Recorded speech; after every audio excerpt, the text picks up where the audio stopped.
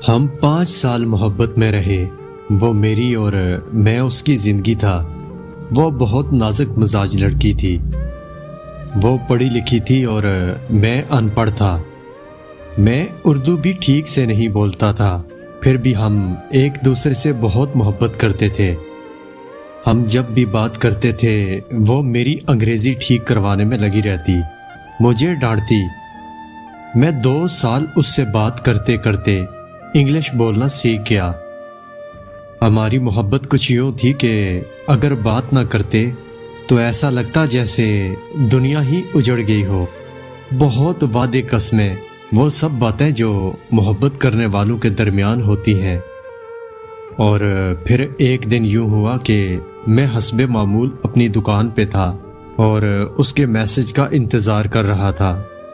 یوں ہی سارا دن گزر گیا کیونکہ اس کا نمبر بند تھا۔ پھر کوئی 4 بجے اس کا میسج آیا۔ وہ رونے لگی۔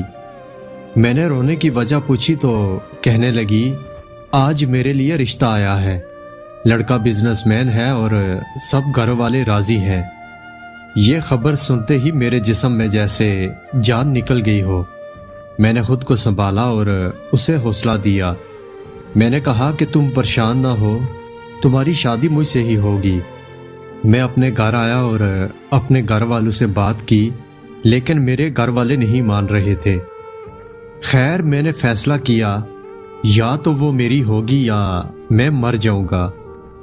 میں نے اس کے گھر جانے کا فیصلہ کیا۔ میں نے کہا چلو باغ چلتے ہیں، مگر اس نے صاف انکار کر دیا۔ میں جب اس کے گھر گیا تو گھر پر اس کی امی تھی۔ پھر میں نے جب اس کی امی سے بات کی تو انہوں نے مجھے قسم دی اور کہا، بیٹا اس بات کو یہی ختم کر دو اور چلے جاؤ۔ میں نے اس کی طرف دیکھا تو اس کی آنکھوں سے آنسو بہہ رہے تھے۔ وہ حسرت بری نگاہوں سے مجھے دیکھ رہی تھی۔ میں اس کے گھر سے جانے لگا تو وہ میرے آگے آئی، میرے سامنے ہاتھ جوڑنے لگی اور پھر آہستہ سے بولی، یہاں سے چلے جاؤ، یوں سمجھو میں مر گئی ہوں۔ میں ٹوٹ کر بکھر گیا اور گھر آ گیا۔